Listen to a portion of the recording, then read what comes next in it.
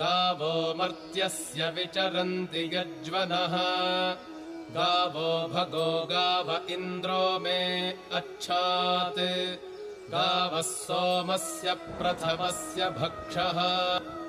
इमाया गावः स जना स इन्द्रः इच्छामि धृता मनसा चिदिन्द्रम्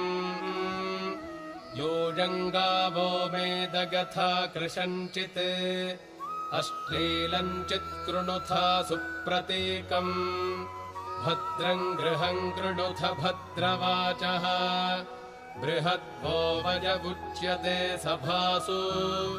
प्रजावतीः सूर्यवसगुम् रिषन्ति शुद्धा अपप्रपाणे पिबन्ति मा